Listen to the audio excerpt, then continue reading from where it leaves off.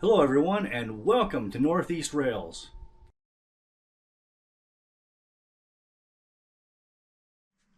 Okay, so here we go. So I originally wasn't going to do a video about this. I was just going to fix it up and I thought that it might just need a cleaning and just fix her up and get her going again and put her into loco stock. However, so this is a Pro 2000 high hood GP18, I believe. I'm pretty sure.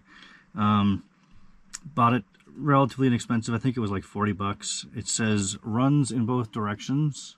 Where's my other air quote? Yeah. Runs in both directions, but as is, of course. And it did run in both directions for like, I don't know, a foot and a half, and then it seized up. Well, first it was clicking, which is common. There's some kind of a gear issue with Proto 2000s. That's pretty typical. And then it just completely ceased. So that's also typical of Pro 2000s. It's just that just happens. So I just flip this over so you can see it. So I popped.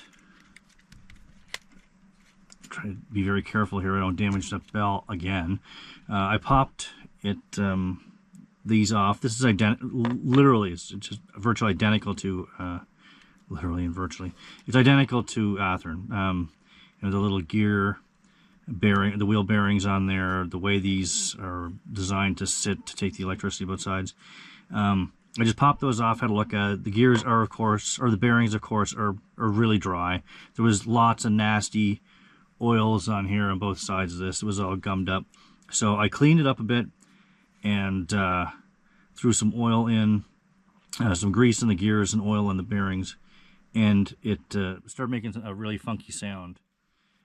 So it's going to need much more work. So then I decided, okay, so I'll take it apart and do some cleaning on the inside of it. And then I discovered the thing that made me decide to do the video for this. Wait until you see this. Here's ready for the big reveal. So I've already taken this apart, obviously, so this is not a surprise to me. Oh, it's actually stuck. I'm gonna have to do it on the other side.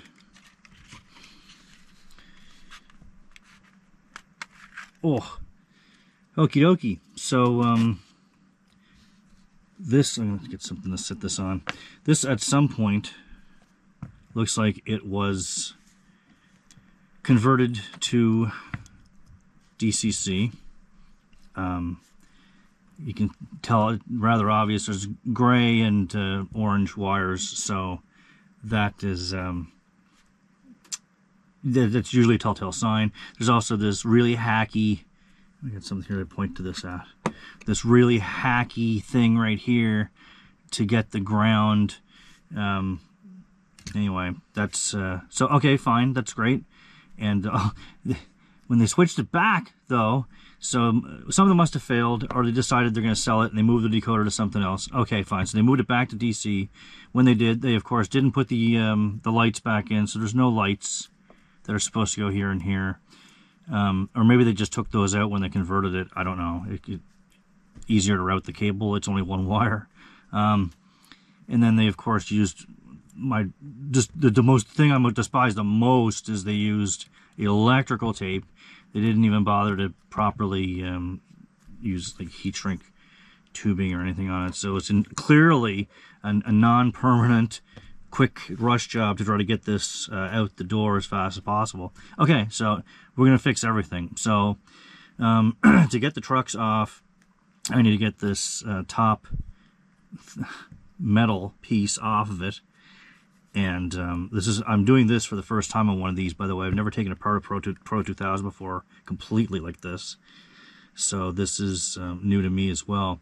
I do have, the reason I'm lifting it up off the ground is I don't want to end up damaging, I'm just being lazy. I don't want to take off the couplers. I don't want to end up damaging those. May have to at some point. But anyway, let's flip her upside down. Take this off. It's just 2 screws to get this off. And then we'll see what I need to do. I'm going to have to probably undo all of this nonsense. You know what? I'm going to do that right now. Just to This will probably be off camera just so you can speed things up here. Oh, of course. So he soldered that, but nothing else. Fantastic. Well, I guess I'm going to have to cut it to get into it. Dear God. Okay, well, you know, there's going to be some cutting and dicing here. We're just going to have to redo some of this. It's just, I don't know, it's just a mess. All right, now we'll pop this over.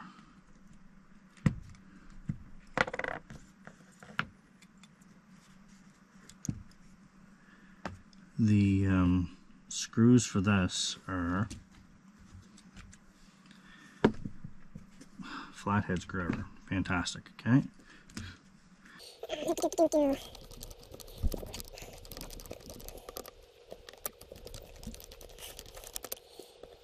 All right. What do we got going on here now? Why is this not coming up? Alrighty. No, tell me that doesn't look like an Athearn. That pretty much exactly looks like an Athearn. Can I push these down a bit? Guess it doesn't matter. All right. Now what? Now we gotta take the trucks off to get those cleaned up. This is soldered in a terrible spot, but I guess it is what it is. What did they do at the bottom? Yeah. Well, we'll figure something out. Okay.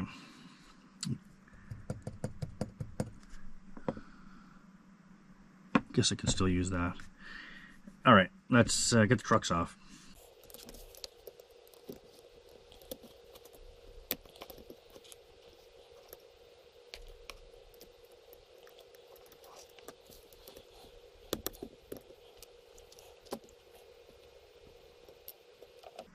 Ugh, that's nasty. All right, we'll come back to you in a bit. Wow, that's really nasty. What we got here?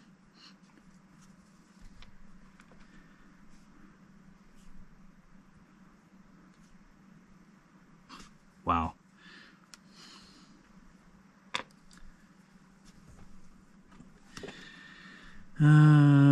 Okay, so truck disassembly.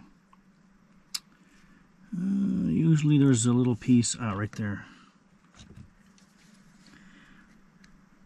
My luck, this will break.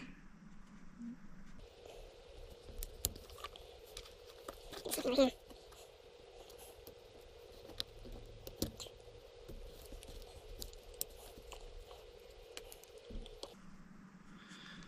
right, we'll do one at a time. Push that aside. Looks pretty nasty, but we'll pull this apart. Oh, yeah, look at that. No wonder things were clinking and clanking around. Wow, that's pretty nasty. Okay, hopefully that's showing up okay on camera. I'm not sure even what to think of that. It's really gross. Okay, well, I guess we can start with. And the sad thing is, since this is like a thick grease, when is it ever thick? Ultrasonic cleaner won't get rid of that. It'll get rid of oils, like thin kind of, I don't know what to call, say, lubricant-based oil, like the thin oils, like bearing oils and stuff like that. It won't get rid of, thick grease like that. Ooh, okay, well, it's everywhere. Look at that. It's everywhere. Man, I don't know if somebody tried intentionally cleaning this, or what, or did it just, was this from the factory and it just sat for so long that it, I don't even know where to begin, man. Okay, I think I'm going to put this, you know what I'm going to do? I'm going to put this in a bag with some mineral spirits and try cleaning it in that. This is, it's going to take more than just this. So I'll come back to this in a minute after mineral spirits. By that, by the way, I mean basically just turpentine. I just use, I don't know, the camera will show that, just Versol, whatever. It's all the same stuff. You can get odorless mineral spirits. I don't usually do this in the house, so it doesn't really matter. But I'm going to clean this up and do the same thing for this truck, which is near certainly the same problem. Let's just pull it apart and have a quick look. Ugh, it's nasty. And it's all over me, of course. Oh yeah, it's exactly the same problem. All right, so I'm going to clean all that up, and I'll come back to this, and we'll continue from that point. Okay, so now that that's set aside and drying, I need to do the rest of this. I am going to do the wheels and bearings separately from the worm gears and the bearings there, and the ultrasonic cleaner, which is this thing right here. This is just a small one. It's really useful for stuff like this. I don't have one of the big ones yet, like some of the other guys do, like Harrison and Ron and those guys. In time, I'll get something like that. Right now, though, this works perfectly for what I need to do. It's just big enough that I can put a bag in with the bearings and the wheels and stuff, and we'll get her going. So inside here is just some water, and then I'll put, I think it's going to need a little more water, though. I think some of it's dissolved. And we put the, as soon as I find it, get a bag, take apart the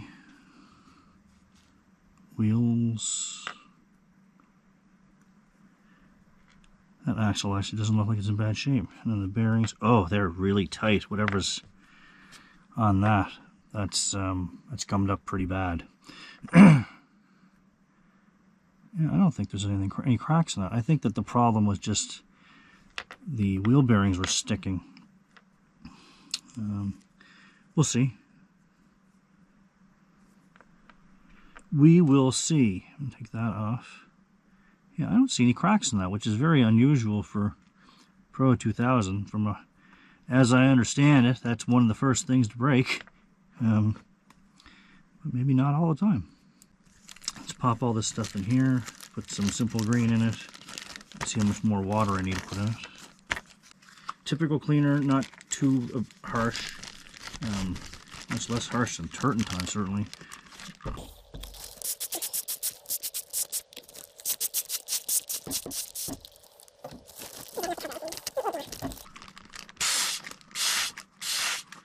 The bottle of this stuff isn't very expensive either, so that's another nice thing with it. Oh, it's actually right about the right amount of water. The water is just to allow it to basically, when things touch, they move from one, so the vibration goes from the sides of it into the water or into the object. This isn't really a physics channel, so we're not going to get into that.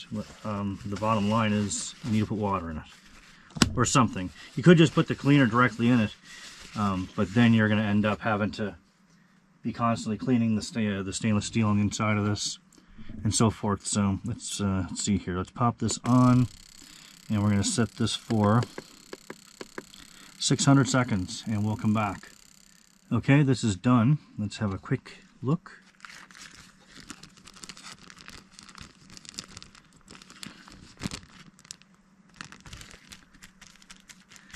The bag's a little grimy, but not too bad. I think we can run it again. Let's run it through again.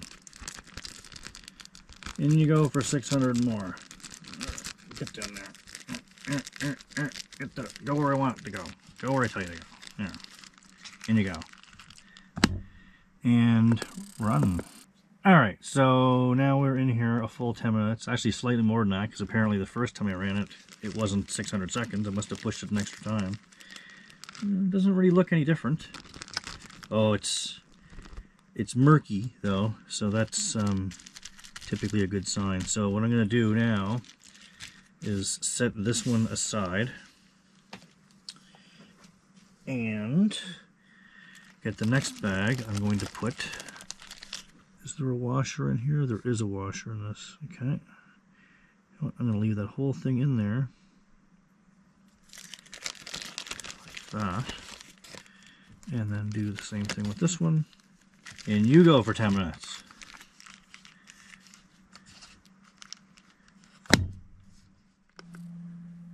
Okay, well, we are 10 minutes in. I've already dried off the and cleaned these wheels and the wheel bearings and the two little pieces that came out of the other one. Let's have a look-see here. So same-ish type of deal.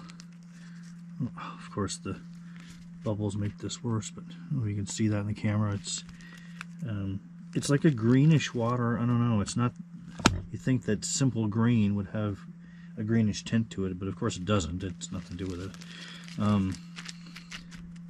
I'm going to set this aside for a minute, and we'll get this out of here, and then try doing a reassembly of at least one of the trucks and see what happens. Okie dokie, let's pop a wheel bearing on you. Oh, that's much better than before. Quick attachment, and then we'll just check the gauge, make sure that's right. I'd call that close enough for government work. How about this one? Yeah, that is in there too. Okay.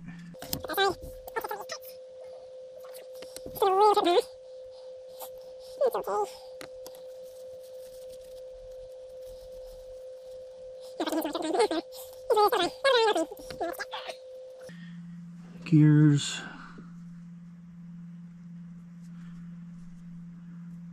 Little one in the middle. Okay, let's get rid of this briefly and pop some wheels in here. Yeah, there we go. That's what that's supposed to do. Beautiful. Okay. That's one. Now the other one. What I should have did with the other gear, but I did not. Let's put a drop of oil in here.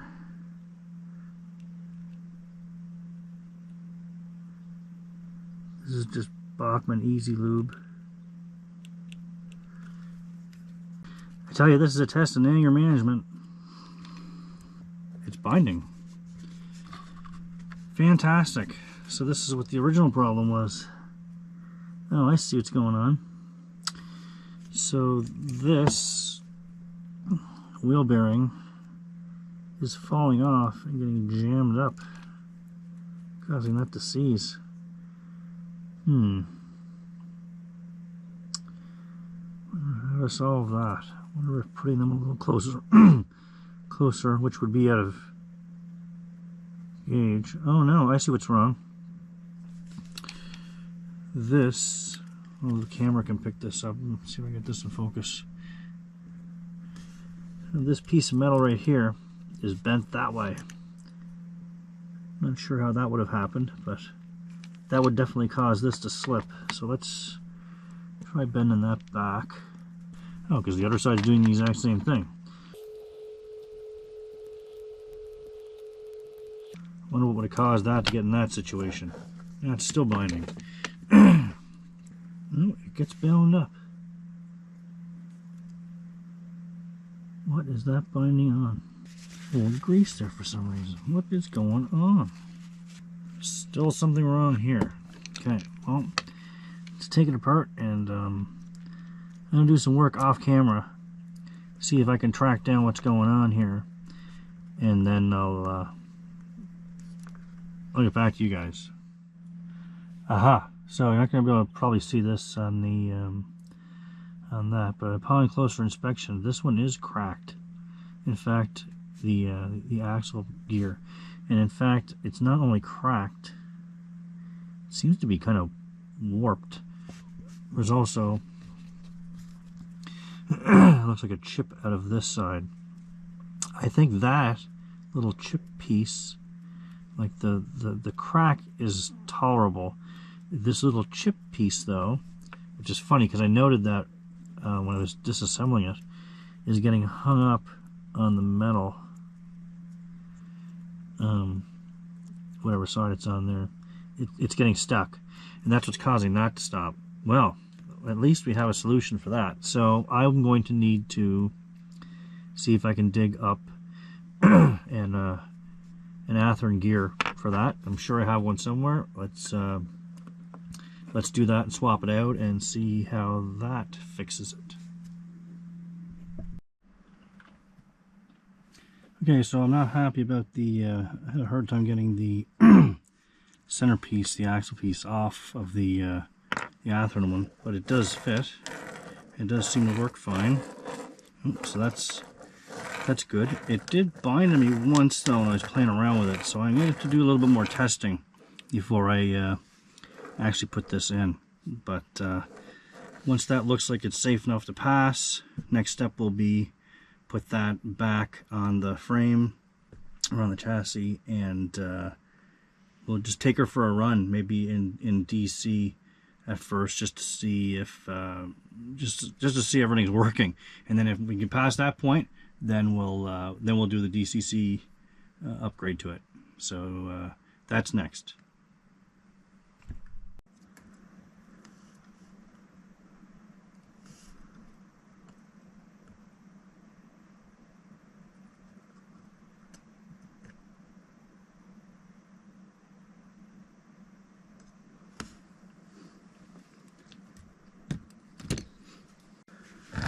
Okay, that looks good.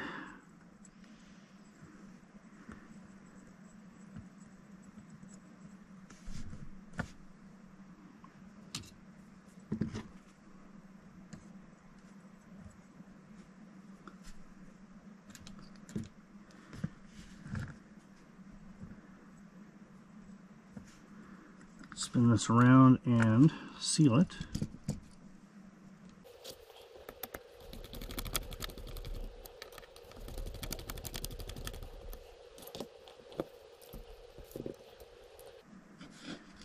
Whoopsies.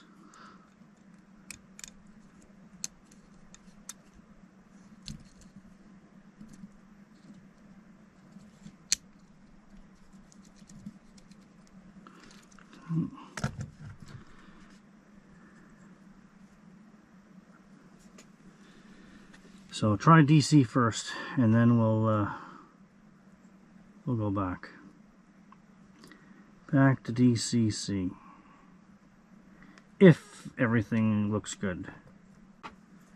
Don't use electric tape. It's temporary tape. It just needs to not conduct electricity. Nothing should touch anyway, so it shouldn't matter.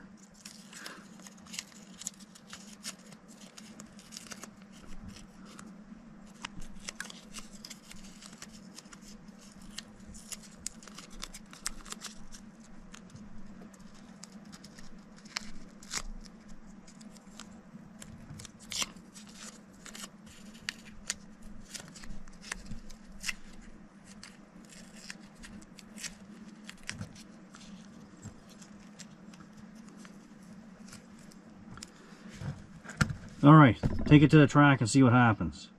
Okay, let's see what we got. And we're already pulling over an amp. Can't tell if that's bound or not.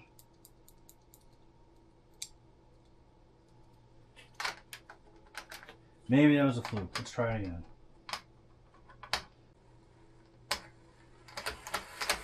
That's definitely something. That sounds like a power torque. Fantastic. Yeah, I don't know. I don't get it. So, nothing seems bound up. Oh. Okay, let's get some DC power going on the bench and try to see what's going on.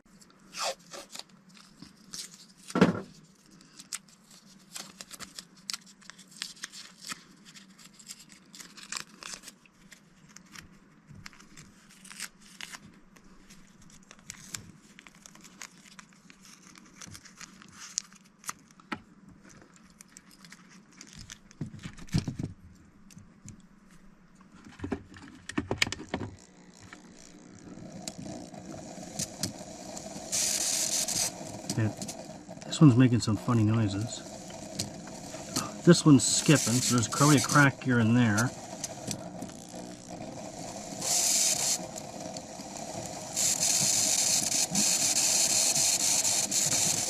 Yikes. Are they all bad? Maybe I should just put like new Athearn wheels on all of them. That might be the easiest solution to that. Alright, let's do that. Ugh, gonna need a beer after this. Alright, pop this back off again. This one is definitely a test in patience. I think that's going to be the title of this video. A test in patience.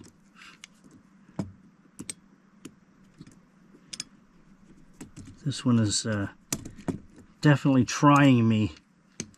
Alright. So that's new. This is not. So let's pop that one off.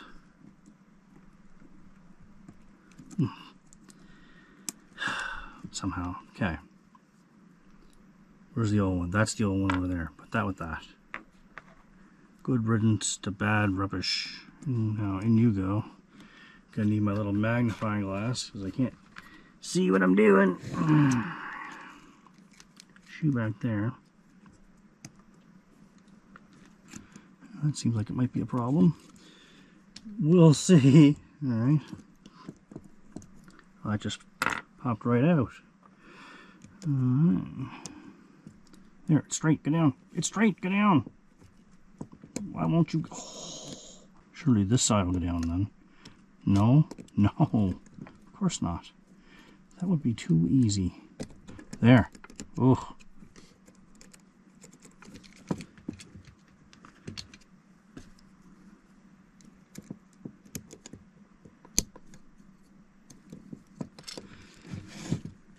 Alright, that's all on. Nothing seems bound. Let's see if it still sounds like a power torque.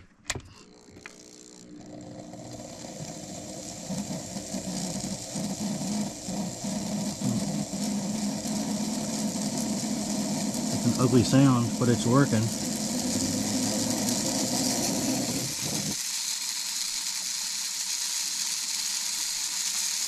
You see that in the ammeter, but it's around 1/4 amp. So that seems to be okay.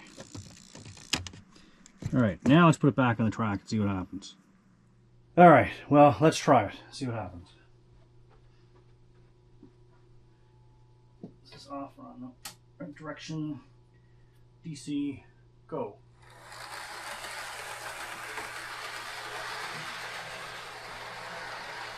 Well, that's certainly an improvement.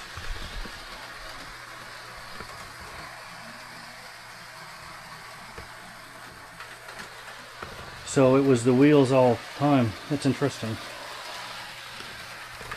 Or the axles, I should say. Or both. Alright, well, that's that. Now, on to DCC.